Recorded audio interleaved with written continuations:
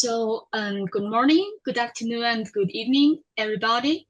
On behalf of the UPU, it is my great pleasure to welcome all of you to this critical webinar on the ICS2 Release 3 implementation, updates, derogations, and lessons learned. We are meeting at a pivotal moment following the formal implementation of the ICS2 Release 3 on 1st September 2025. We are now navigating a transitional period defined by temporary derogations granted to certain member states, creating a complex compliance landscape until the end of this year. So the objective of this webinar is clear: to guide our members through this final phase towards seamless full compliance. So today's agenda, as you see, will cover regulatory updates, technical solution progress, and member experience to guide you towards full compliance. To ensure we cover all agenda items within time slot, there will be no live Q&A session today in general. Instead, please, if you have any questions, submit it via the Q&A box. You can see on the underline of your Zoom chat. And we will test from the beginning. And if you cannot use this Q&A box, instead you can type your question in the chat box, because there's two different sections. First, you try in the Q&A box. Otherwise, you can use the chat. Our speaker will address them during the session or after session. Please be assured that all the Q&A will be added to our webinar material and all questions will be answered. In addition, I would like to say there is a Spanish translation provided by Press2 for their members to join this webinar. Thank you very much. So now I'd like to hand over to Mr. Jan Boyznansky for opening remarks. Jan, please, the floor is yours. Thank you, Helen, for opening remarks and getting the floor. Of course, first of all, good afternoon, everyone, and welcome to this webinar, or good late evening for some of you, or morning. I know that also some people from Latin America are joining us, or from Australia. So I'd like to welcome you on behalf of International Bureau to this webinar on ICS2 Release 3 for surface transport. And it's really nice to see so many familiar names connected today. And it's my great pleasure to welcome you. Over the last year, many of us have spent a lot of time together on implementation of ICS2 Release, ICS2 Release 2 for airmail, and now we are finalizing the similar job for on surface mail. First of all, a big thank you to all our UPU expert team on PLASI surface mail under Jan's leadership, and also to my colleagues from the IB, but colleagues also from IPC, PTC, and European Commission. Your work on aligning the postal data flow with ICS2 requirements for road, rail, and maritime, and on developing the IT solutions and EDI messages with surface carriers has been absolutely essential, of course, to get us where we are today. The European Commission derogations and transitional arrangement that were secured have given designated operators and their partners the breathing space needed to prepare without stopping the mail. At the same time, IPC developed the IT solution and with PTC worked closely on to respond to all deadlines and be ready for implementation phase. I am sure everyone here knows that we are not finished yet. Some posts and our surface carriers or partners are still at the beginning or in the middle of implementation and pilots or the implementation of some kind of contingency planning. This webinar is really just to use the opportunity to learn from those who are already operational, ask very practical questions, and take whatever you can from today back to your IT and operation teams so that your ICS2 IT tool are in place as soon as possible. As we approach the final deadline, we know about some challenges remaining. DOS, IT tools update and readiness of the diverse and fragmented road carrier sector also remains a risk. But my key message is that nobody has to reinvent the wheel. There is already a lot of experiences in this virtual room today on working with surface carriers, on IPC tools for card addressed exchange with them, on EORE numbers and EDI mailboxes, on handling border situation between ICS2 and non-ICS2 countries. Just we will share the lessons learned, and you can raise your worries or questions. The more we share that experience now, the smoother, of course, the final phase will be for everyone, and the better we can protect both compliance and service quality for our customers. If there is anything not clear yet, deadlines, process, contact person, use the opportunity and do not hesitate to ask, please. Finally, a word of encouragement. When ICS2 Release 2 for Air was coming, many people were worried, including me, that it would be impossible to manage. But as a community, we did it, and I'm proud of that. We adapted our processes, we got the systems running, and we are able to keep mail moving. That gives a lot of confidence that we will manage also Release 3 as well. If we continue to work together with the same spirit, we will meet the requirements and we will still keep the mail moving by surface also into ICS2 region, which is one of the most important from mail volume point of view. Thank you again for joining and for all the work you are doing. And with that, let us start the program and hear from our expert. Thank you, Helen. Thank you, Jan, for your very comprehensive opening remarks and the key messages for all members to think and make their preparation. We all know that it is the importance of our collaborate efforts in this final phase. So now we begin with our first speaker, Mr. Ian Wilkinson, Head of Postal Policy of Royal Mail, and our chair of the expert team on policy requirements for surface mail on the open operational readiness and key considerations. Ian, thank you. The floor is yours. Thank you, Helen, and thank you, Jan, for that introduction. As you said, it's a very opportune time for us to have this webinar, and it's good to see so many people online and dialed in, who I'm sure will have some interesting and potentially challenging questions for us. So it's really good because there's almost a month left for some of the derogations, and we'll go through that in a little bit more detail. But first, we'll start with a bit of a recap of what we've done and what we're looking to cover at this moment. So if we can go on to the next slide, please. So we're looking at background, reminder of the global postal model, our current status, the status of the derogations. Now, I'll mention something when I come to that bit, and the challenges expected and next steps, and obviously questions in the chat. But it is great to be here, to be having the opportunity to speak to you all again. And I would also like to thank, as Jan did and Helen did, the expert team who've been heavily involved in driving this forward. So thank you to them, and thank you to the wider stakeholders who've agreed to present, including the technical team, and importantly, it's great to have the EC on board to give us the view from their bridge, so to speak. So next slide, please. So in terms of background, so yeah, next slide, sorry, please. In terms of the activities and key principles, we were focused very much on alignment with ICS2 Release 2. We didn't want to do something totally new because we knew we had the bones in place there.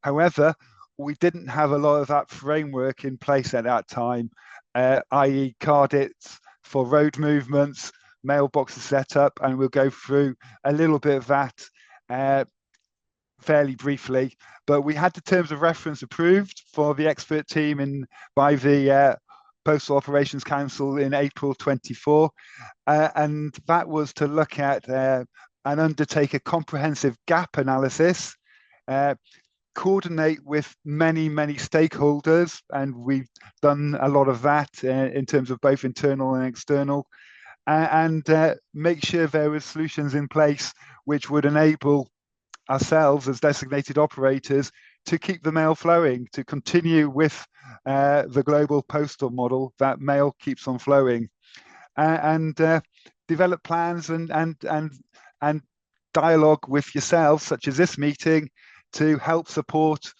take-on process. So we had a lot of meetings, we covered off a lot of ground, and we conducted risk reviews.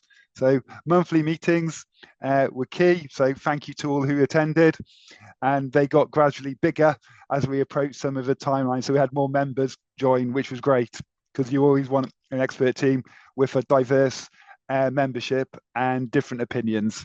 So thank you to all. We had engagement with surface transports. This was both rail, maritime, and road movements. So, and this was directly and indirectly. So we presented at the International Maritime Organization, which is a UN body which looks after maritime movements. We held a webinar and engagement with the International Road Organization, the IRU, and there's many other forums with the UPU Rail Mail Forum, and also direct engagement with surface maritime carriers as well. And it was important that when we held the webinar, we have the key stakeholders present. So I'm very pleased and thankful that Renata from the EC has been able to support and attendees in order to ensure the key messages will come across. And it's like all things, it's the importance of everyone in the pipeline and the supply chain is really important for us. You know, so it's no good posts being ready and carriers not being ready, because it's very much like a tripod. If one leg of that tripod isn't working, the thing will fall down. So successful co-working and collaboration has been critical to us on this one. And as I mentioned, we confirmed the high-level requirements and principles. So utilizing the framework which we had in place, aligning with the key demands of the global postal model, which we'll share a little in a moment, and also pursue a technical solution for ourselves to support carriers, where we could have said that's carriers' responsibility. As I said, for successful co-working and collaboration with everyone, it was important there was a solution in place. And I'm thankful that both the IPC for their system and the PTC made changes to their system to help support that. As you know, postal carriers can't use the commercial NCTS side of things. So next slide, please. So ICS2 Release 3 is now live. And it went live on finally the end of the transition period was on the 1st of September. So this is just a reminder of the timelines for Release 3. So maritime carriers, you see the dates for maritime carriers and road and rail carriers from the 1st of April to 1st of September. Clearly now, as we're on the 4th of December, we are obviously 3 months into this. There has been, to get us ready for this, great work by the IPC to extend their air carrier lodgement record to road movements, and there's quite a few carriers using that. If you have any carriers who aren't using this, and I know this will be a shout out by the IPC, please engage with them and use them. That is certainly supporting the lodgement of the F40, and also shout out to the PTC for getting their systems, the IPS systems, to ensure that the CARDIT is created for the road movements. So thank you to all the technical teams for the massive amount of hard work which has taken place behind the scenes. And they'll cover off more of that directly later on in this webinar. Next slide, please. I'll be fairly brief on the global postal model flow because I know it's a slide lots of you will have seen on lots of occasions. But this is the global postal model, and if we look at what the postal priorities are in terms of this model for ICS2, which is a red filing, so we have plaque information on the F43, which comes from our IPMAT data. We have the F44, which comes from PREDES. Everyone will be aware that we started doing that when we were first undertaking ICS2 Release 1 a few years ago. And if we follow it through, the main focus for Release 3 was Flow 7 and Flow 8.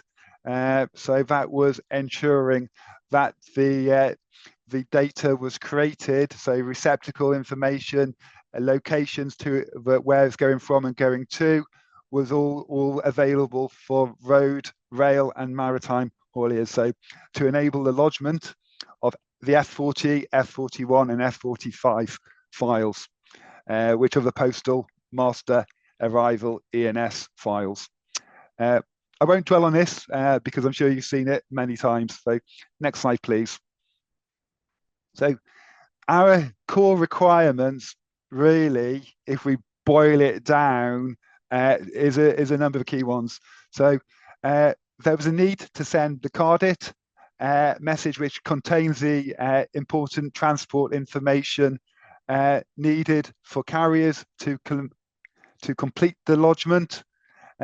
We know that IPS created the lodgement or created the CARDIT file, sorry, not the lodgement, and where posts were using their own system, i.e. not the IPS system, we're using their own proprietary systems, we asked them to be ready to create a CARDIT and engage with their respective IT teams. We also updated the structure and the framework to handle these flows. So this was updating code list 160, but also updating party identifiers and doing that. That was approved earlier this year in May 2025. And the mailboxes have also been created there. So if you look at the little flow in the corner about ENS filings, so the postal operator, as I said, files the F43 and F44. We then provide the CARDIT information to enable the carrier to lodge the in this case, the F40, F41, or F45 filings. Next slide, please. So where are we at the moment? So high-level status. We are, as I said, live at the moment, and I know carriers are lodging both the F40 and F43 filings at the moment, and these are seeming to be going okay from the carriers' feedback we've had from the carriers. So again, we are encouraging carriers to go live before the derogation ends, and we're keen to have everyone have elements bed in and queries or issues understood, certainly before the 1st of January, which may be a high peak leave time for us all. Carriers, we know, have been using a combination of the postal IPC system, which seems to be working well. And I said we covered off in more detail by Jorgen shortly. And those who are undertaking their own lodgements as well. So we've seen a number of systems in place. The good news so far, although we've been operating for a little period of time, we're yet to see any significant disruption. I know we touch on some of the challenges which we faced in Bosnia-Herzegovina later, and that will be useful lessons learned for us. We've got the webinar in place, and we're continuing to monitor and improve our continuous improvement cycle by monitoring the use of stop words and also the timeliness of responses. And again, we're keen to have communication flows for BCP as well as to ourselves, to carriers as well. So that's something I think we possibly need to look at moving forward as well. Next slide, please. So derogation status. So derogation, and this might be teaching some of you to suck eggs, so apologies. A derogation refers to the legal provision that allows for an exception or deviation to a general rule. So the derogation broadly enabled at fairly short notice that the date where ICS2 Release 3 was due to go live on the 1st of September, member states were able to request a derogation, and they requested a derogation until either, and it was granted, until either the 1st of January 2026 or the 1st of June 2026. So the derogations end the day before that. And that was a process which was set up by the EC to review that. There will be an update on the derogations and our understanding on the derogations from Renata later. So that will be very interesting for you to hear that derogations and the timeliness of it there. So that covers really the side of things of who did apply for a derogation and the process they followed. So the derogation process, the European Commission wrote to member states on the 15th, and there was a timeline set up for them to apply and then issuing it.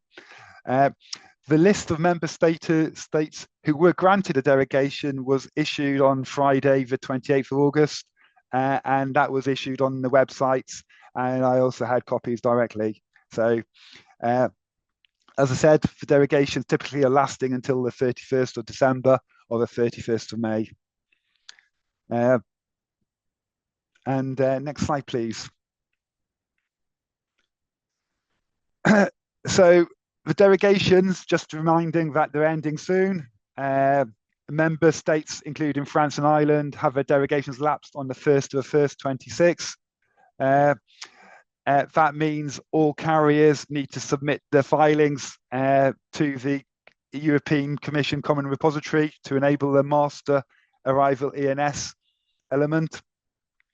Other member states have a derogation which lapse, as I said, later than that. However, important to note that Renata will be updating what that means from a postal perspective within her presentation. So my understanding of the latest information is that the postal derogation is due to end on the 1st of the 1st, 2026. So we need to be ready, ideally, for that date. Next slide, please. So in terms of challenges, next slide, please. As I said, we haven't noticed any massive issues at the moment. There have been some local issues, and there will be some lessons learned already, and we're looking to cover those off at the moment. Just as a point of reference, most postal operators don't have facilities at the border where the physical controls are made. So, for example, in the UK, we don't have a physical presence at Calais when we're at Dover and Calais when we're moving goods through to the ICS2 zone via France. Contingency plans. IPC and Post Europe have raised this issue, and generally we get communications through the IPC, but there is possibly, as I mentioned earlier, greater clarity on that because the system is going to be under more stress than it has been. We've got a lot of engagement, and we'd encourage you all to have a lot of engagement with your carriers when they're undergoing this change. Before and after, we have calls both before and after, just to understand how it's going from their perspective, and so we can support one another to keep everything flowing. And the final bit is just some of the transit side of things will continue as well into the postal regime. So if you do need transits, it's more for movements which have been set up in the past, because the lodgement of a road or rail movement, it needs to be lodged at the first point of entry into the EU. So something going to Germany via France from the UK would need that lodged at France and not Germany. but just be aware of the challenges expected for transits and other areas moving forward. Next slide, please. So next steps, very quickly. So slides today going to be made available for reference. Continue to encourage carriers to go live before the end of a derogation or earlier than a derogation to help with teething issues and the understanding, because there will be questions about party identifiers, about locations. So please encourage that. Ensure we can create the carded message for all surface movements.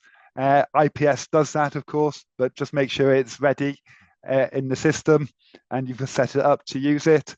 And we'll continue to monitor the key components and timeliness of systems, as well as having a continuous improvement cycle where we'll continuously get better and better and look to continue to engage and keep the communications flow. So I think that broadly sums up where we are. But again, I'd like to thank everyone for the help and support. And I know there's going to be some really interesting slides to follow. So I think I will stop presenting and thank you all, and then hand the floor over back to Helen for the next presenter. Thank you, Helen. Thank you all.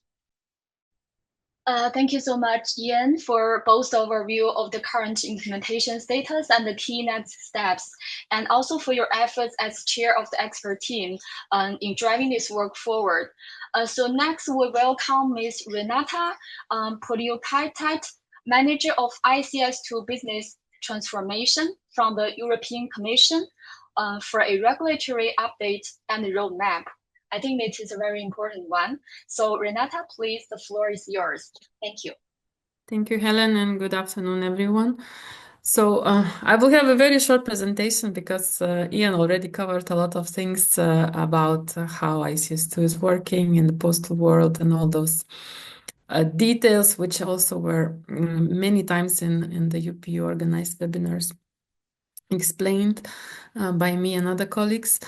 And today I just want to stress on the most important day that is coming up for the postal world, which is 1st of January 2026, when all the ENS for postal consignments arriving to the European Union on road and rail are mandatory in all countries. So Ian mentioned about the derogations, so the legal, let's say, permission to the certain EU member states to grant longer period for connection of the economic operators to the ICS2. And he mentioned two dates, 1st January 26 and 1st June 26. It's because some member states ask for a derogation for ICS2 only, and they have this deadline of 1st of January 26. And some others, especially those that implement NCTS Phase 6, so that's a system for transit, which allows for a combined declaration for transit and for ENS. They got a longer derogation period until 1st of June 2026. However, the second deadline does not apply to the postal consignments. The postal consignments have the same date, and it is 1st of January 2026. Can we move to the next slide, please? Yes. So how it will work in the 1st of January 2026?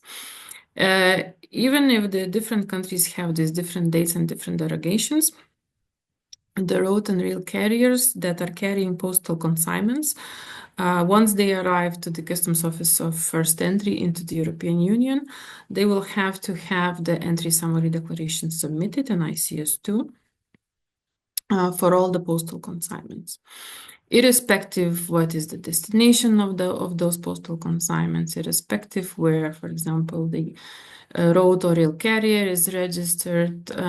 These things do not matter.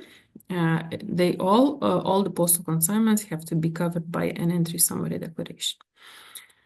However, there is one, let's say, exception.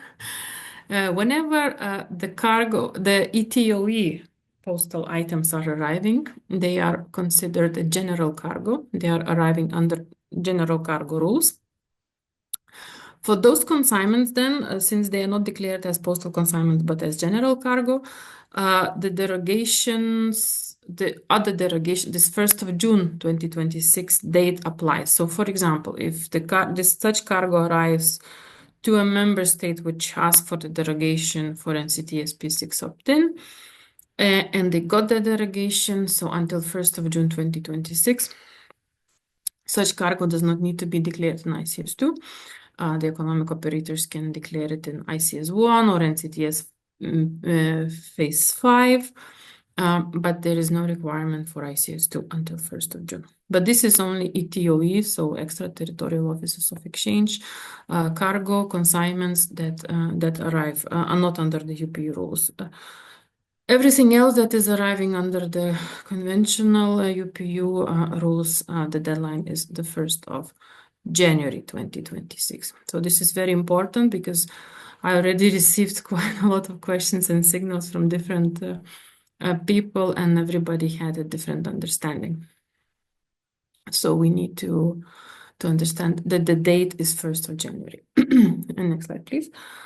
And I will remind that we organize a monthly technical operational call, which is open for all the participants from anywhere in the world, from any sector, to come to ask their questions, to get replies from our team, to get clarification. Sometimes we also provide some trainings. And there is no registration needed. There is nothing. It's just that next one is on February 11th. There is the link in the slides where you can find the connection details. And you can also, if you have questions, you can submit them to us by mail before the meeting so that we can prepare answers to your questions and then discuss those questions during the meeting. So I really kindly invite everyone to participate. It's in English only. We cannot provide a translation, but I'm sure it still would be useful for everyone to join.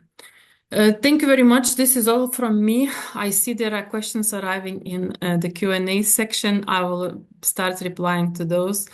And I hope that it's clear now, the date of the 1st of January applicable for the road and rail for postal consignments. And if you have any further questions, please post them in the Q&A section. I will be monitoring and answering them there. Thank you very much. Back to you, Helen. Thank you so much, Renata, for this very important, although it's short, but it's very important updates. I know that you saw the Q&A session. I think I just want to pick one specific question, maybe from China Post, because I think they have something different information from especially the Polish customs. Then if you can, maybe you can answer. Otherwise, maybe we'll wait for your further reply by email or other channel. So the question is that they learned from the Polish Customs Authority that the Poland's derogation will until the end of May 2026, and also will apply to the postal transport.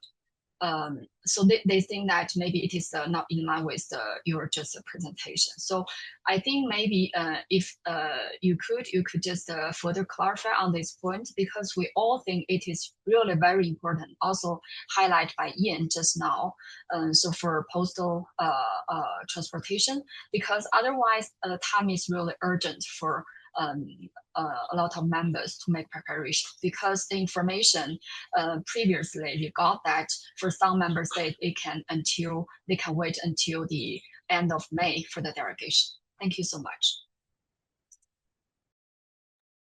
Thank you, Helen.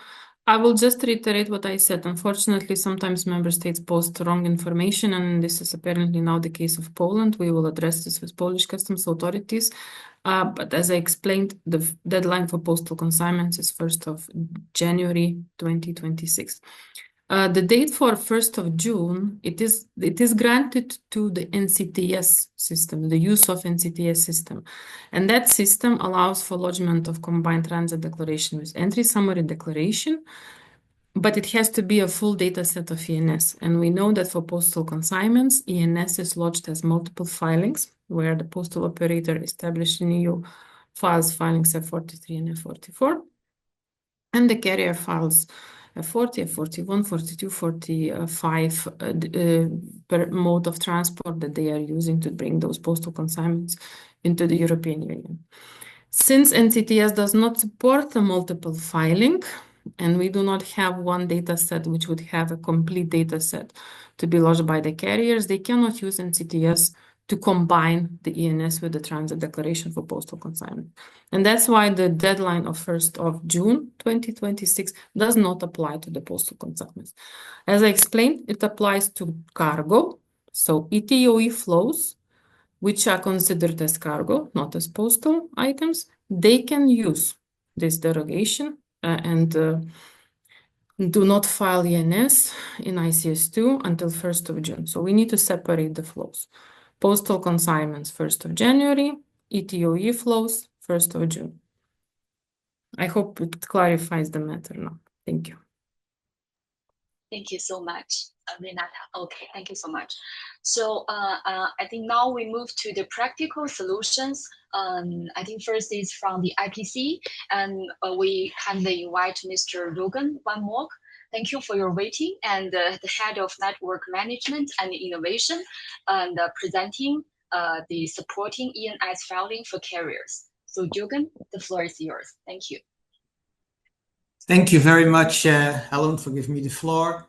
I thought my camera may turn off. In that case, apologies. Yes, I would like to present where we are with ICS2 Release 3 F40 filing solution, and as well inform all the participants where applicable on how you can join using this IPC solution if you're not yet set up for a solution to be compliant with the F40 filing requirements for road transport into the ICS2 region. So next slide, please.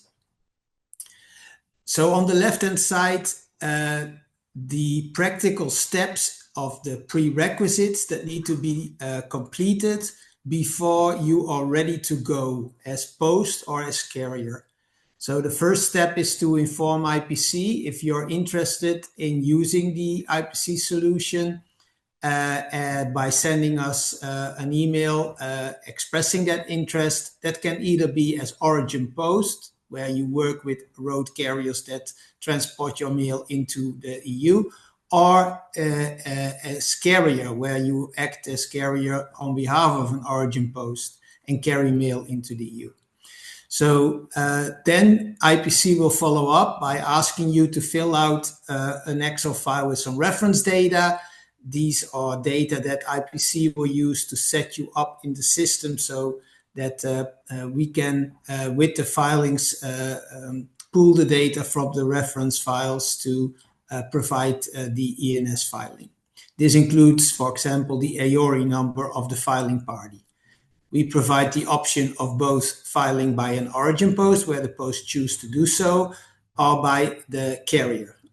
Then,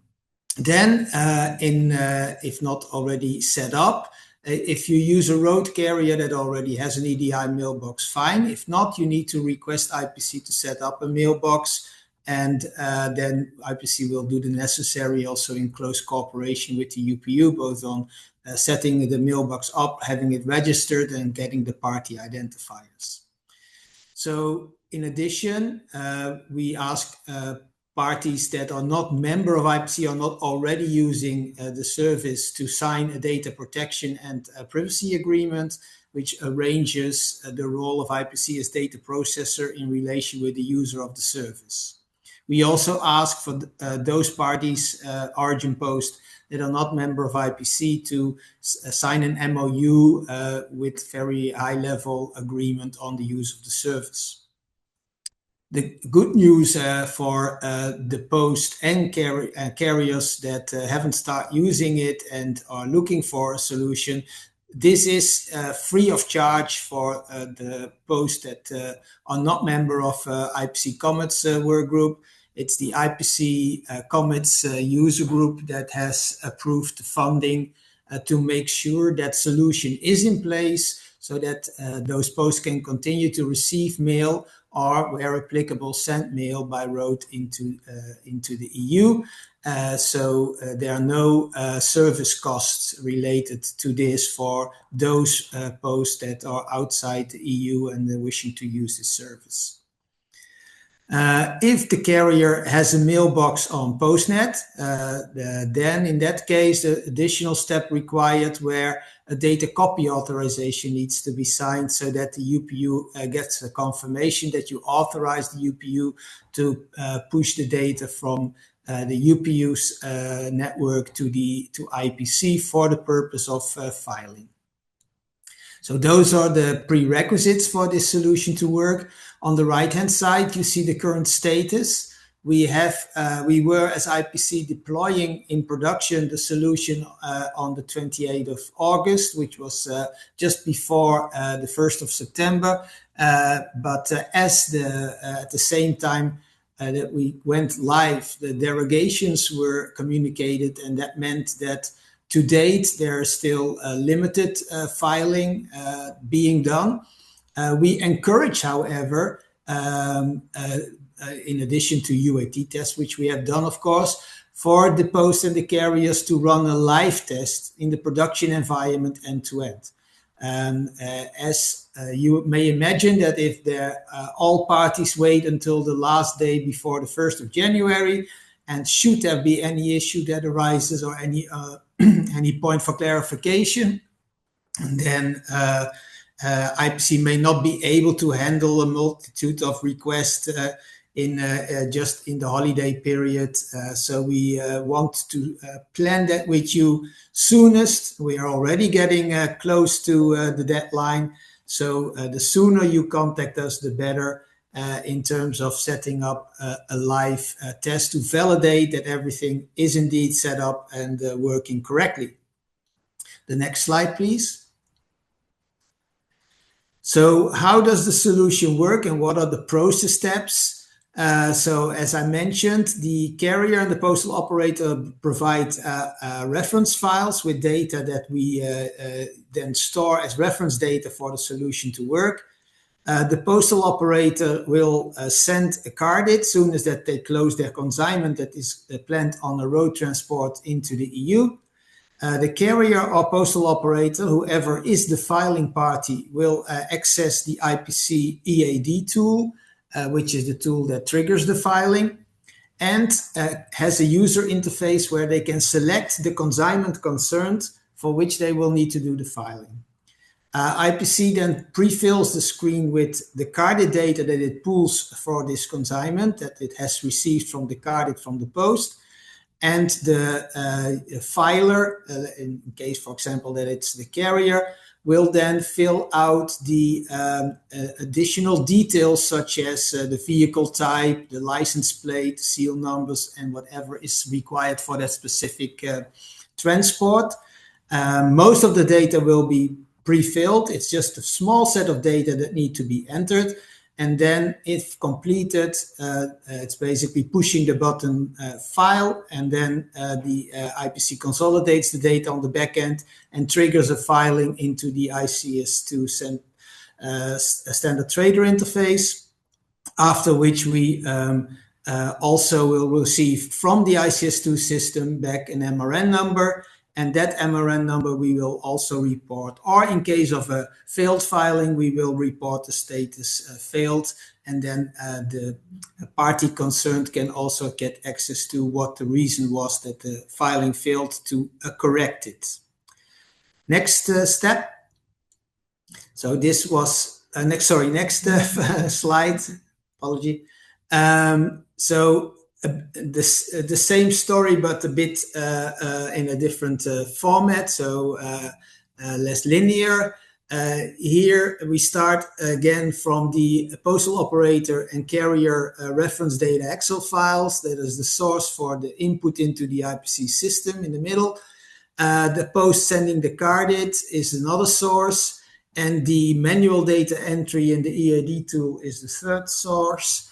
And we combine the data from the three sources to translate it and map it to an F40, which we then also file into ICS2 and we get then the response messages, including the MRN number, that then can be used by the carrier for their purpose of proving when should there be a check at the border that they have done the filing, or as we have learned, there are, in addition to ICS2 system filing requirements, also local system filing requirements at borders in some member states, or for example, practically to do the crossing of the Eurotunnel, where for that purpose, the MRN number needs to be provided.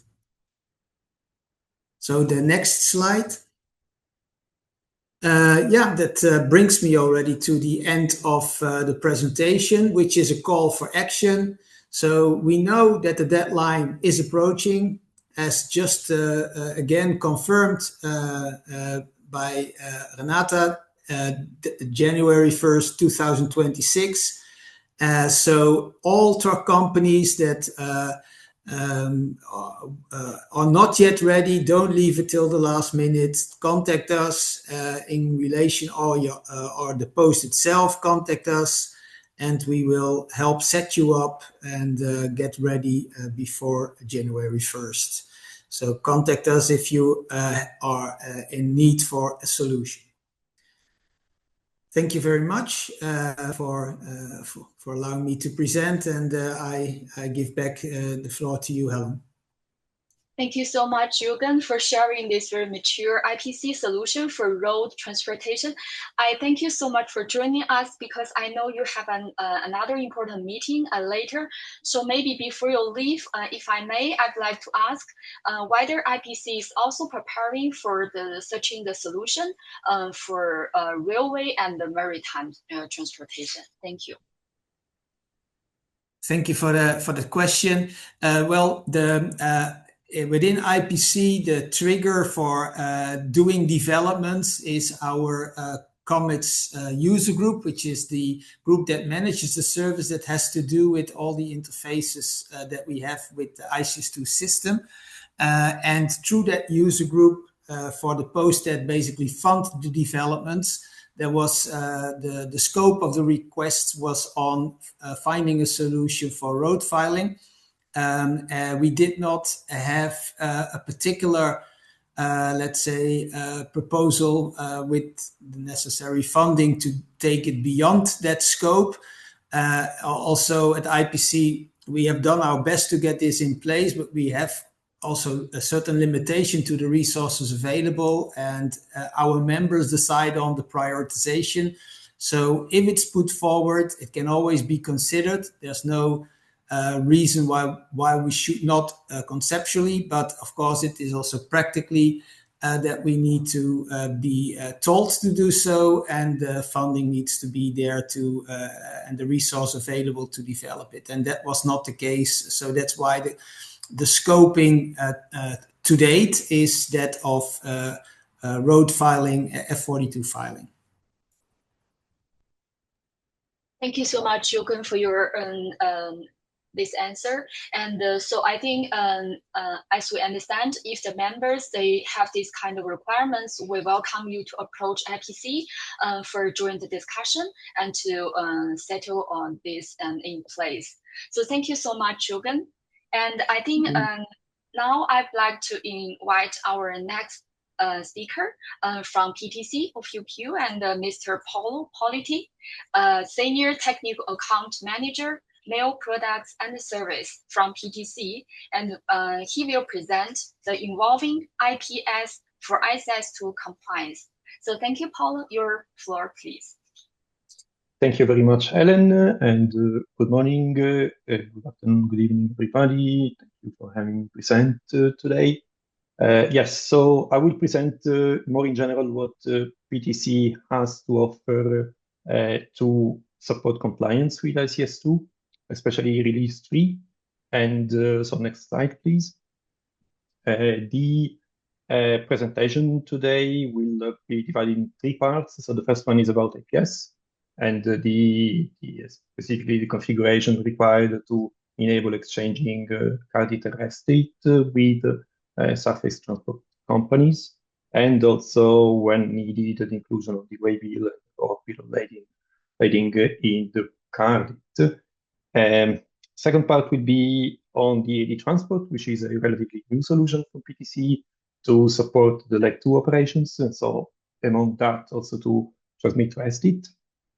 And the last part will be about the so what is the procedure to request the creation of an EDI address on Postnet. So next slide, please. And again, okay. So as Ian Wilkinson earlier also mentioned, so IPS now supports now since 2023 as P1, so it's been quite almost 2 years now. Supports the transmission of carded messages, not just to airlines, but also to maritime, rail, and road transport companies. Now, for airlines, we already have an automatic update through the reference data update process of IPS to get automatically all the airlines from IATA. Whereas for surface transport companies, we acknowledge that there are code lists published on the by the UPU, but we still have to implement functionality in IPS to have these automatically updated, and we will do that in one of the upcoming releases. So in the meantime, there is a need as, yeah, you can go to the next slide, please. So in the meantime, there is a need to manually create in IPS the transport companies and the corresponding EDI addresses that are required for the, to which you need to set card. So this slide shows what are the screens in the IPS configuration panel that needs to be used to define the configuration. So there's one screen to configure create the transport companies, as you can see, with the code, the name, the type of transport, and the code source in which the transport company is defined. So that information is included in the cardit. And the second screen is to associate to the company just defined in APS, the EDI address. Next slide, please. So then once the transport company has been defined, it can be used in the normal process of IPS to create a routing plan that enables then creating the dispatches and the consignments, and then the transmission of the EDI messages. Again, next slide, please. So as I said, there is also the possibility to have the every bill or the waybill or the bill of lading included in the cardit in IPS. And so there is a configuration step that is illustrated in this slide, so that when closing a consignment, next slide, please, IPS asks for the message field to enter the waybill. And we're also studying the possibility for IPS to obtain upfront a range of waybills to be used, or any way to get automatically on demand a waybill to be used for a consignment. Next slide, please. So what I just explained refers to the recent versions of IPS. So 2023 SP1 and later. And we just released last week 2025, between this 2024 and 2024 SP1. So in total, we have 4 versions of IPS that support the transmission, the native transmission of carded messages to surface transport companies. But we also acknowledge that there are some transport companies, some postal operators who haven't got the opportunity to upgrade to a recent version of IPS yet. And so for those operators, we have a workaround, which entails defining the surface transport companies artificially as airlines, and then to configure the carded transmission as such. It is, of course, not ideal, because then the carded messages will indicate in the data element called mode of transport a value of 4, which means air. But in past discussions also with APC, they confirmed that they are able to do the DNS filing even if the cardits are like that. So these can be a temporary workaround while the postal operators are making efforts to upgrade the previous version. So if any postal operator needs to get instructions and tools to put in place this workaround, they are welcome to contact the PTC and we will provide all the instructions. Thank you. Next slide. So now we can move to the EAD transport. As I said, this is a relatively new solution of the PTC. So next slide, please. The context of this is, again, compliance, but not just that. Because in fact, with IPS, we provide now since decades a software solution to enable the nesting and the creation of consignments from the postal operator perspective. But so far, we haven't been offering a solution for transport companies to do the other side of the process. So to perform like two operations in processing the mail on behalf of, to move the mail from one postal operator to another. So this is one of the main goals of the EAD transport. Next slide, please. So the version that we are about to release is in fact the third release of the EAD transport, but it is very much of a major release in that we have moved from having just an Android-based mobile application to have a full-fledged system with a web front end, again a mobile front end, but much more enriched than the previous version, and a backend that fully supports the transmission of so the receiving of carded messages and transmission of REST. So it's a very easy to use solution. Again, web and mobile front end with the user interface. We'll have a slide on the license costs. We see that it's quite affordable and it's very scalable. So we have the ability of deploying that in the PTC cloud. So for transport companies who are not prepared, do not wish to go with a local installation, but we also have the possibility of having it installed locally on-premise by the transport company. Next slide, please. So current functionality. This is what we are about to release. So we are finalizing the testing of this release, this third version of the EAD transport. And this slide summarizes what functionality it offers. So there's a set of what we call the foundation functionality, so basic functionality of the application, meaning user login, so creation of users, creation of authorization profiles, the front end, we did the web, the mobile components. The one important thing to say is that it's natively localizable, so it's multi-language. We will support by default English, French, Arabic, and Spanish, but then the application can be easily localized in any other language. And we are putting flexibility at its core, so it is possible to also configure the type of scan events that are recorded. But what is the main goal of this solution? As I mentioned, it is about generating REST. And so we will have in this release the ability of generating 4 REST events, so the 74, the 6, the 24, and the 21. And future versions will also enable having additional REST events, as well as I just said, the possibility of configuring scan events which remain within the solution and are not meant to. Last point on the operations functionality I want to mention is that the mobile application is also capable of working offline.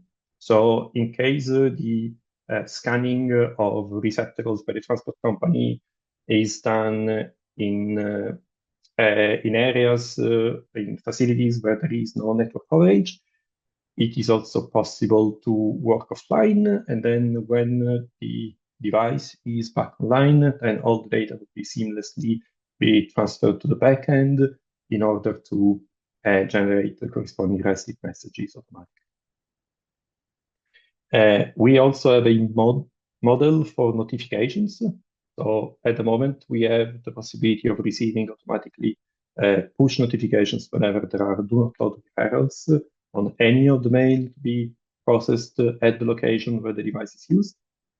And in future, we're going to enhance this model to support different types of notifications within the app, also to enable to receive alerts for less critical issues, but still relevant for the users performing scans of the mail. Next slide, please. So this is what is going to come in the release we are about to make. But then this is not the end of the evolution of this solution. We have many ideas on how to reach it. You will see on the screen some examples.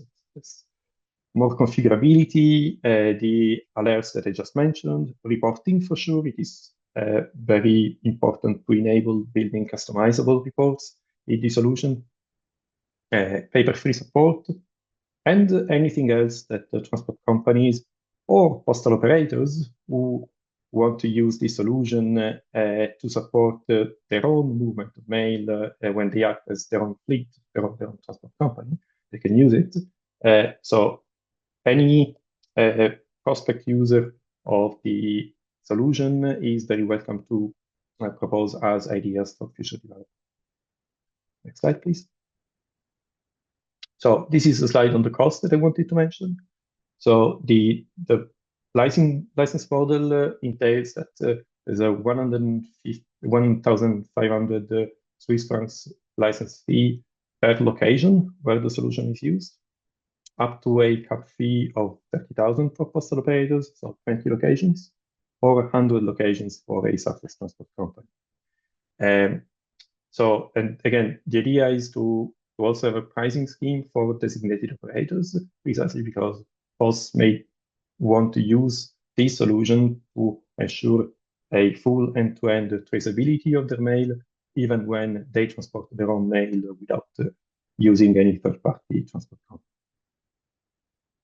So there's a link there where you'll find additional information about the transport, and you're very welcome to contact us if you want to explore more the capabilities of this solution. And by the way, we also have a demo environment that we are setting up where freely you can get access and explore live how the system works or request PTC to arrange a demo to you. Next slide, please. And this brings us to the last point. So next slide, please. So this is about the process to request EDI addresses of Postnet. So first of all, any carrier really can get access to Postnet to exchange carded address date. The procedure to obtain that is just the signature of a license agreement. And there's much more than just obtaining the access for the exchange of messages. There are reports in QCS, there are dashboards. There's most important, the alerting mechanism. So if there are no transmissions for a period of time, or if messages are there waiting to be downloaded, you will get notifications in those scenarios. The setup of a mailbox has an EDI mailbox setup fee. This is a one-off cost. But in case of postal operators who are already on Postnet and just need an additional mailbox, so to act as their own carriers, they can get that free of charge, and the only cost at that point is the EDI traffic that is generated. This covers what I wanted to present today. So thank you very much for your time and for listening. And I will monitor the Q&A session to see if there are any questions related to what I just presented. Thank you, and Ellen, back to you. Thank you very much, Paul, for your spare time with us, and thank you for this very clear and detailed presentation. We call members are encouraged to contact PTC if needed for your better preparation. Okay, so now we will move on to our agenda on the very important and interesting part is the members' experience and lessons learned. And we think everyone will expect it for this. And we already saw the first speaker, Mr. Maxim Boslav. Thank you so much for coming, and the head of Customs and Performance International Service of Australia Post. So Maxim, please, the floor is yours. Thank you, Helen. And if you can move on to the next slide. Okay, as Paulo explained, I think we use the IPS application. So he explained a lot of how to configure IPS. In terms of the process, we started some discussion with the UPU and the shipping line MSC, so Mediterranean Shipping Company, around mid-2024. MSC then agreed to open an EDI mailbox, and we discussed the process with them, which is that when we notify them that we want to send a shipping container to Europe, they send us a bill of lading. And there's a reference in that paper form, which is what we call the seaway bill or the bill of lading. And it's just a number, letters and numbers. And they were asking us to provide that reference into the carded message. So as Paulo explained, IPS was updated to cater for that, and we receive IPS 2023 Service Pack 1 in I think in the early part of 2025. It's almost very long ago now. So in the early part of 2025, and we implemented it in production in May 2025. And I think in June, we had our first container that was handed over to MSC with the carded message that contained the seaway bill details. So the process of setting up IPS was pretty straightforward. We just have to make sure you configure it as for the ship, not for an airline. We did that mistake. So I guess in terms of lessons learned, it is reading the instructions carefully. But apart from that, I think it was working fine. And it was pretty straightforward in terms of setting up IPS, and we had very good communication and very good collaboration from both the UPU, the PTC, and MSC on the shipping line, so that make things work really well and really easy to put in place. If you want to go to the next slide, and I only have 2 slides. As mentioned, sorry, I jumped ahead too quickly. So when we book the container, MSC gives us the seaway bill number, and you can see the IPS screen in here. When we close a consignment in the PAWB, so the postal airway bill number, you put in the reference of the seaway bill. You close it. It is not printed on the CN30 or CN37. So I think the container ID and the seal number are printed on the CN37, but not the postal airway bill. That may have changed with IPS 2025. I have not checked yet. Maybe Paulo can tell us. But it will be used, so that PAWB will be used in the carded message that is sent to MSC. And Helen asked me for some feedback on current operation and issues. The main issue we have is really our own people, where if they are not following exactly the standard operating procedure, they don't necessarily put the right information in the PAWB number field that you see on the screen. Sometimes they forget to put it in, so they close the consignment without putting it in. Sometimes they put additional information like seaway bill, MED, UGR, and so on, which is not required. We just want the number. And MSC is kind enough to let us know when they receive a message from us, a carded message. If the postal airway bill field is not there or if it's incorrect, they do let us know, and we can fix this by reopening the consignment, updating the data, and closing it again. Unfortunately, that generates 2 pre-com messages, so apologies to the post that received that. But at least the second one is going to be correct, and the carded message will be correct for MSC, and MSC can then report to Europe. MSC and the European Post have not reported any issue to us so far when the data is provided correctly to MSC.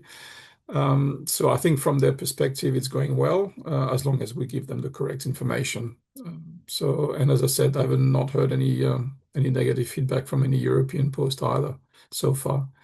So that was a quick update. As mentioned, the software, IPS especially, is very easy to set up. The main thing is making sure our people in the Office of Exchange are trained to do the right thing and follow the steps every time. Thank you, Helen. That was a pretty quick update, but as I said, there's not much to report, so it's going well. Thank you.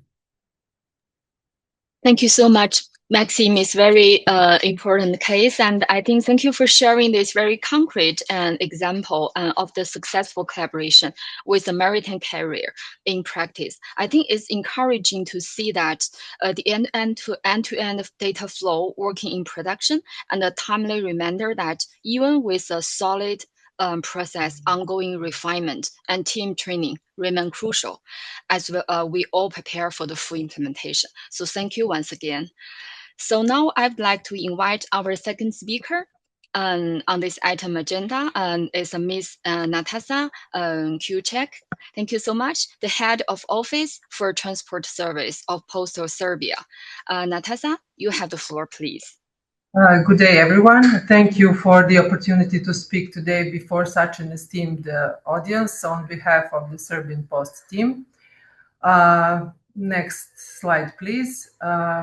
At the beginning of the year, we have started preparations for the implementation of ICS2 R3, and the following activities have been undertaken. First, a meeting with the representatives of Croatian Post was held to discuss the implementation of ICS2 in road transport. The requirements for the Post of Serbia were presented, obtaining an ERI number, applying an IT solution, and sending advanced electronic data in road transport for all consignments containing goods. The first task, which will also turn out to be the simplest one, has been completed. The Post of Serbia obtained its ERI number. During the period from March to June, we have exchanged numerous of emails regarding the place of exchange with Croatian Post. It was finally agreed that the Šid Tovarnik border crossing would be used and that the exchange point would be in the town of Vinkovci. We contacted Customs and Border Police to prepare conditions for our vehicle to cross the border with minimal waiting time, and Croatian Post did the same on their side. So there was a real hope that as of the 1st of September, everything will be ready. ERI number, agreed location, IT solution, and we believed we were on board. So next slide, please. Serbian Post informed the IPC that it will act both as the postal operator and as the carrier, and has submitted the requested data. The memorandum of understanding was signed between IPC and Post of Serbia.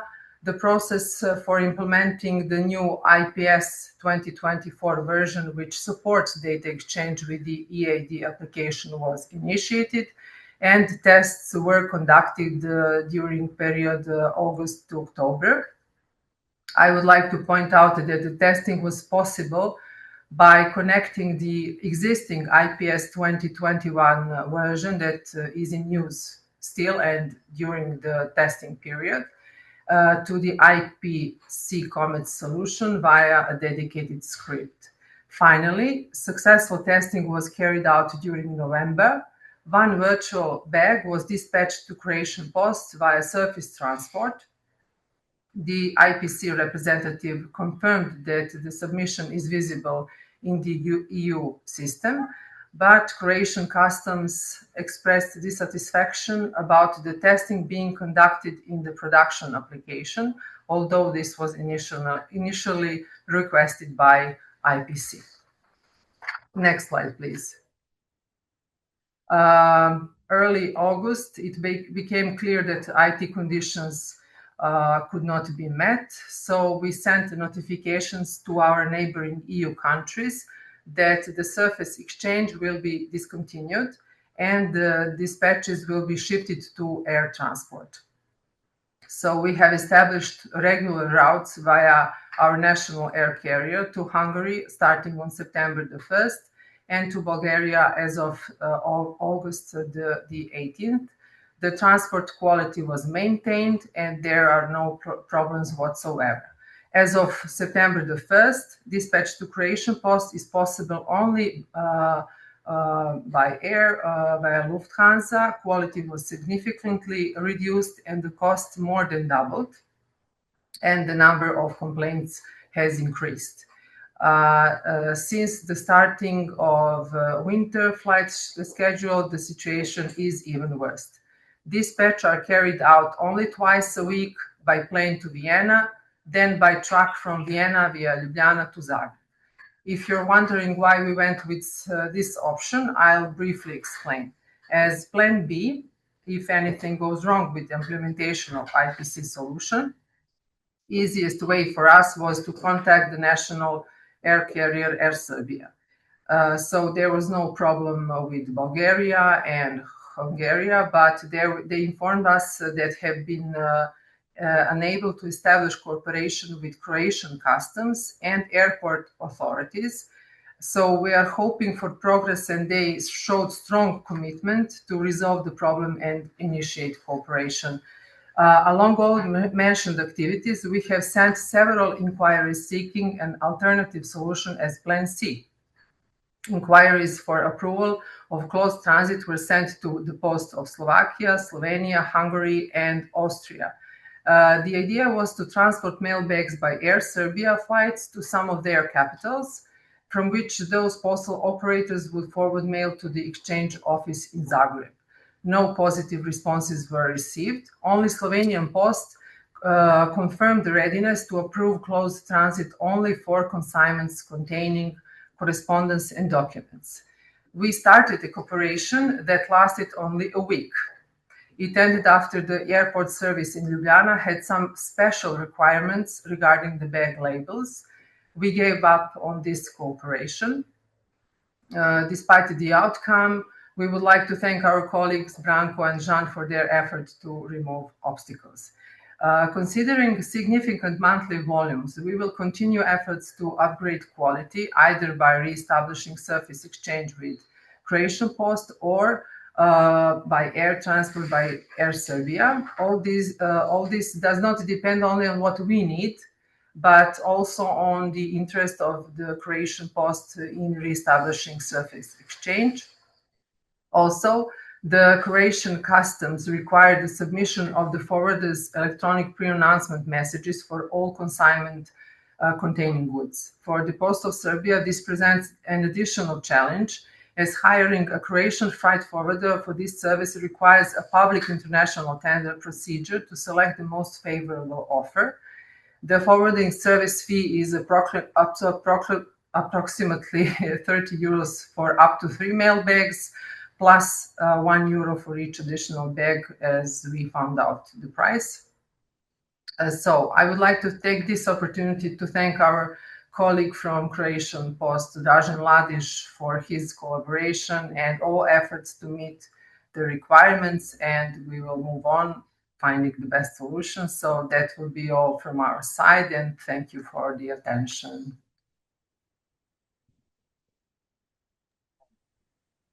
Thank you. Thank you so much, Natasha, for your valuable case study. I think which powerfully illustrates that even with the thorough preparation, the real-world implementation can present unexpected obstacles, and how adaptability in both operations and partnerships become essential when we're facing the technical or regulatory hurdle. So thank you so much for sharing with us. Thank you. Thank you. Now I'd like to invite Ms. Gonada Koranovic, the head of International Post Operations, Post Zaborski, to share your experience with us.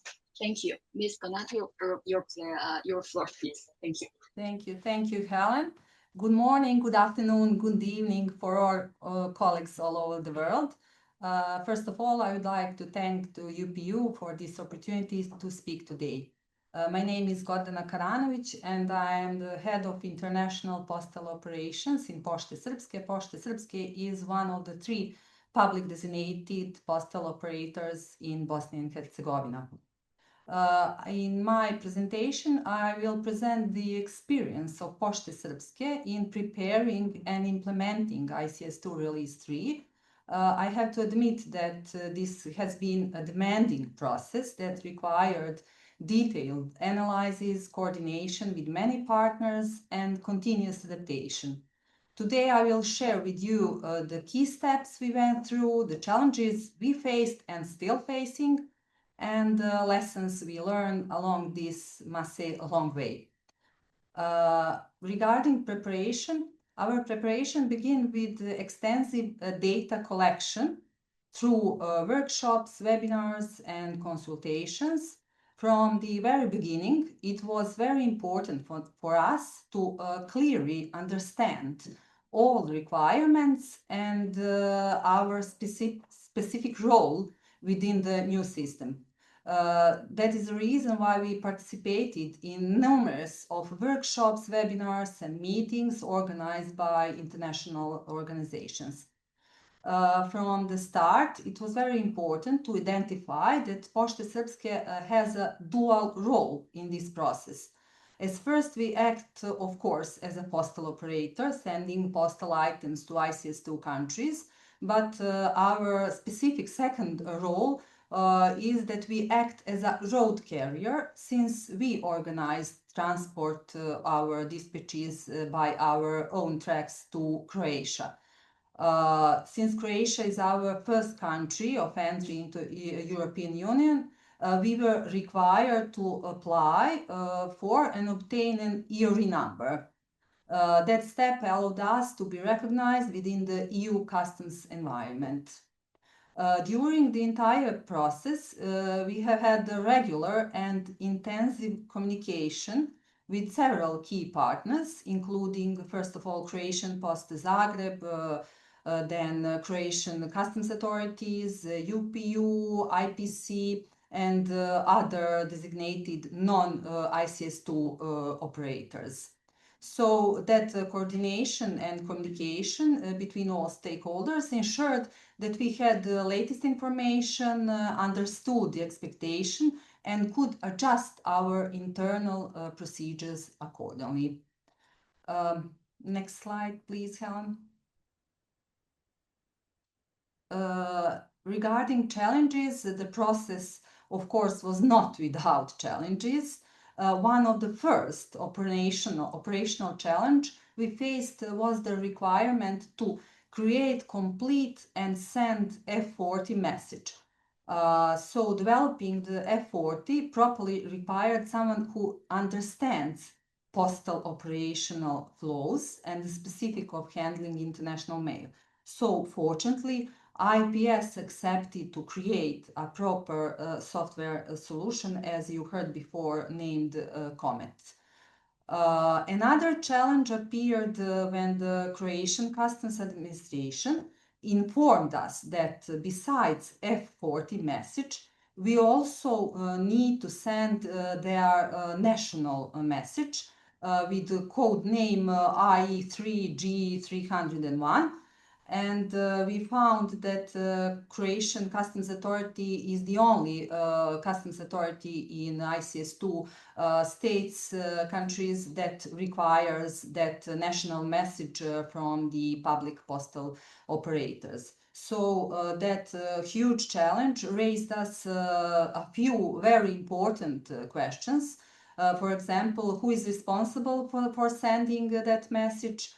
Is it a customs broker or IPC or someone else? And also it raised a question regarding the priority when crossing the border, and also it increased our costs. So because of all those questions, at the same time, we had to find some alternative routes. So our alternative route is using air carrier, air transport via Sarajevo airport. Next slide, please. Regarding the implementation timeline, we received 2 postponements. Fortunately, these postponements gave us additional time to prepare, to test our systems, and also to clarify responsibilities. Currently, we are still in the testing phase with IPC. We still have a challenge regarding creation of MRN number.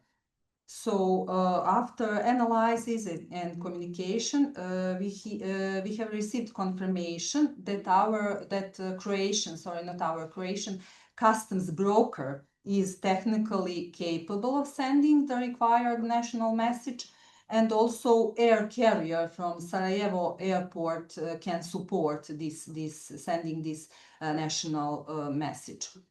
So in the next period, we will need to carefully, as soon as possible, of course, consider those costs, technical reliability, and efficiency of each of those two routes. These factors will guide our final decision to choose the solution that best suits us, and also it has to be aligned with ICS2 R3 requirements. And at the end, next slide, please. Allow me just to conclude and underline some the most important key lessons learned during this process. First lesson is, of course, early preparation, which is very essential. To understand the requirements from the beginning just allow you to find the best solution and also to avoid some operational problems. Second lesson will be communication. You need to have constant communication and cooperation with all stakeholders.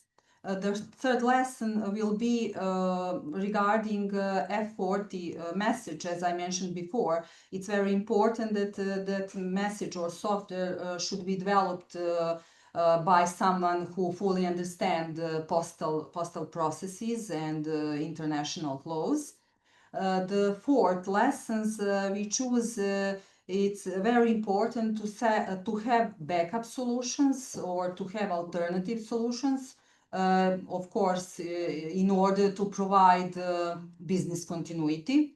And the last and not the least lesson is strong cooperation with UPU, IPC, Post Europe, and of course, postal operators.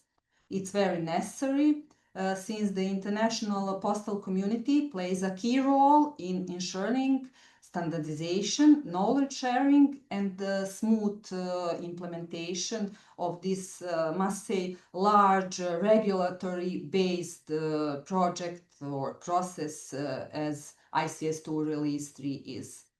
So that will be all from my side. Thank you for your attention.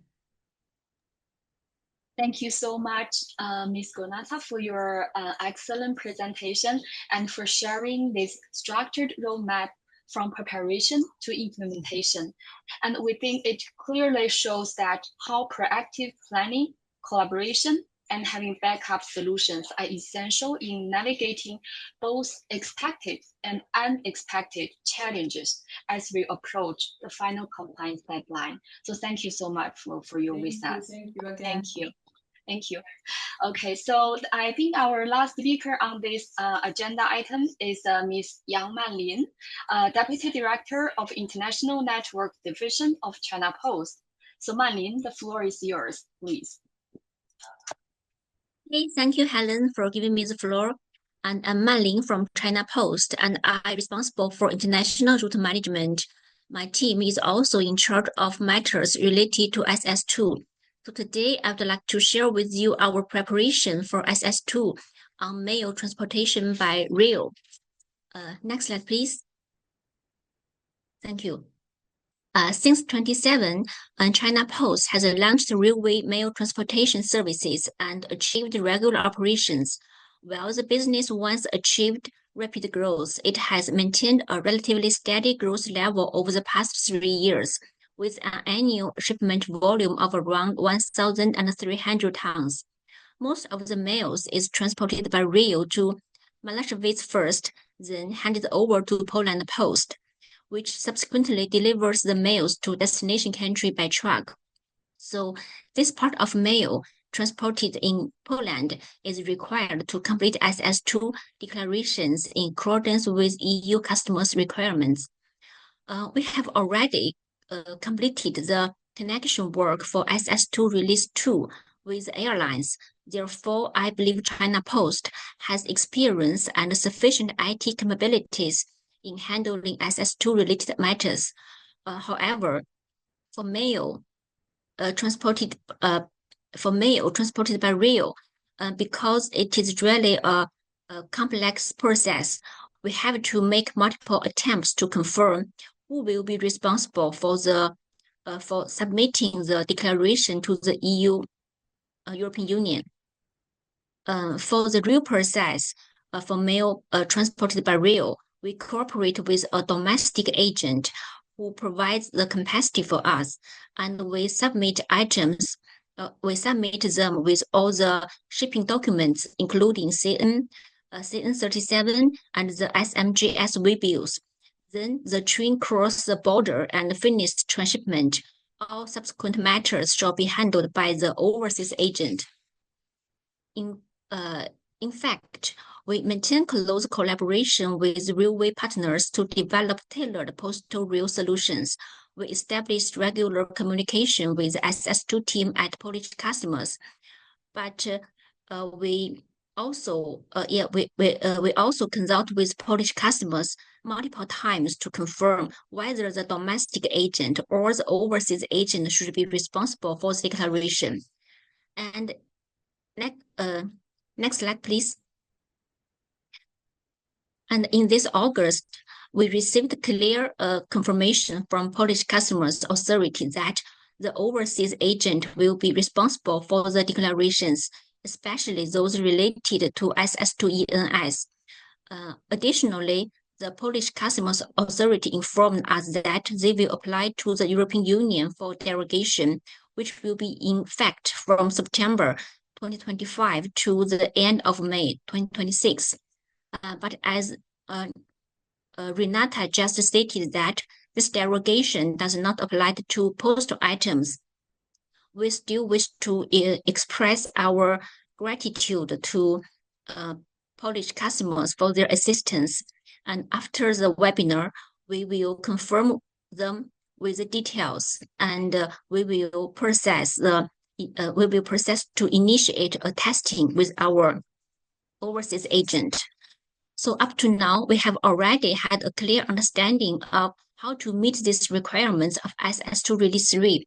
Additionally, we conducted a direct communication with the overseas agent at the China International Import Explorer held in Shanghai this November.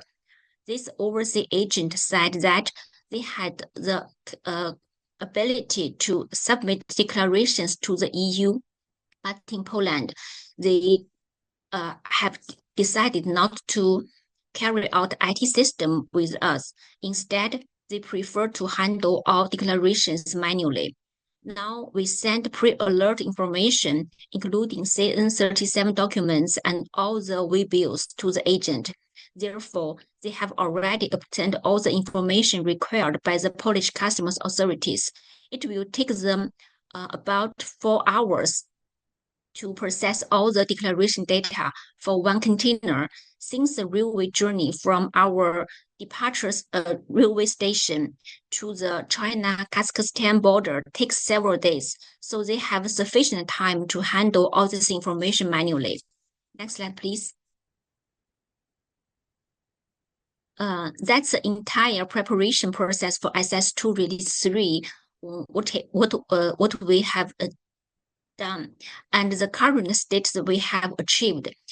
Based on all information, I believe China Post has the ability to maintain the stable operation of the China-Europe Railway mail service. However, there are still some challenges and concerns we would like to share with you. First, China Post is willing to conduct IT system integration with overseas agent. Because manual declaration is not only prone to error, but also inefficient.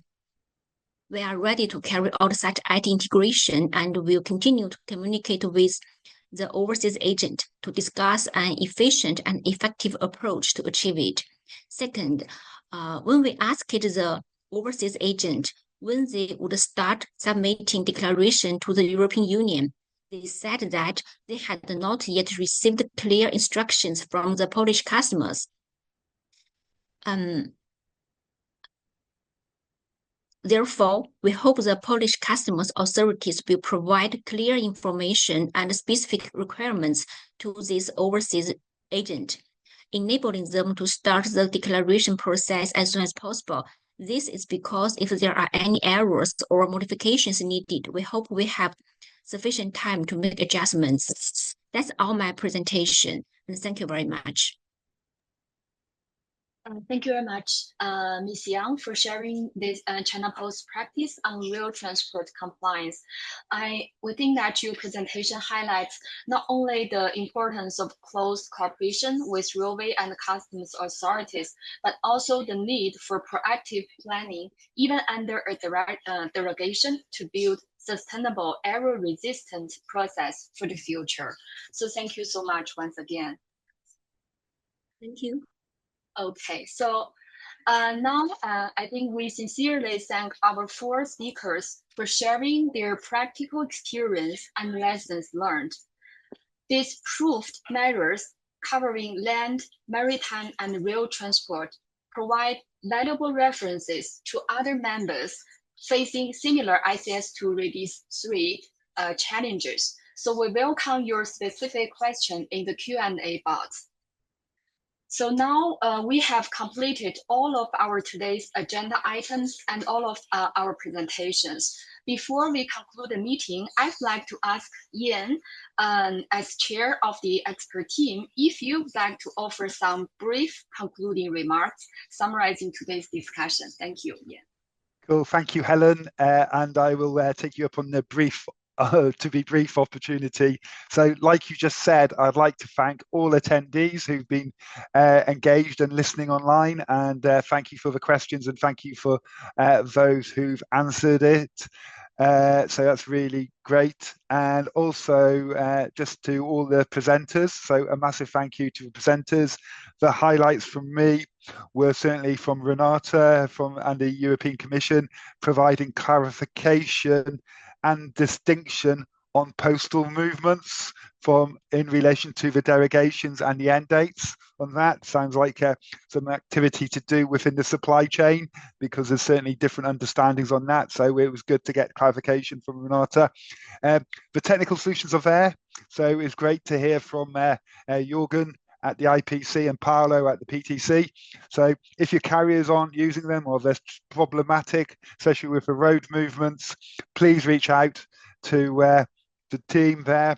The details will be in the slides, so just reach out and they'll look to be able to set you up. And also the case studies of highlighting, it's always easy to see when things go well, but sometimes we learn a little bit more when things don't go quite as well. So thank you to Maxime, who's left, Natasha, Gordano and Madeline for all those really insightful presentations.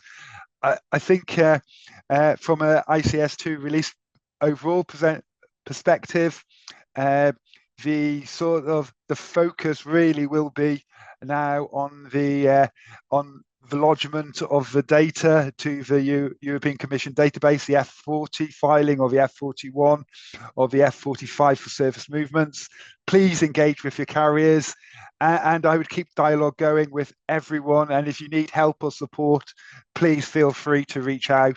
We're here to help each other, and we're here to try and make this as successful as possible for us all. So thank you to everyone, and thank you to all the presenters again for a really useful, insightful webinar. Thank you. I hand the floor back, Helen, to yourself for final remarks, I think. Okay, thank you so much, Ian. And actually, as we come to the end of today's session, on behalf of UPU, we'd like to thank all of you, our speakers, our experts, and every participant for your active engagement and valuable insights. Thanks to our interpreters for facilitating this session. We saw that this webinar has shown once again that preparing for ICS2 Release 3 is not only just a technical exercise, it is a collective effort that depends on the strong cooperation across the entire postal and transport community. So we wish all of you a productive continuation of your preparations. Last but not least, we'd like to confirm that all the presentations and for today's webinar and answers of the Q&A will be provided via a link to all the participants after the webinar. And in addition, we kindly request all participants to actively complete the webinar feedback survey shown on the screen. Your input is really valuable in helping us improve future events and better address the needs of our global postal community. The survey link will also be posted in the chat and will also be shared via email. And you can scan the QR code on the screen. So thank you once again for your participation and contributions. With that, I think I formally close today's session. Thank you. Bye.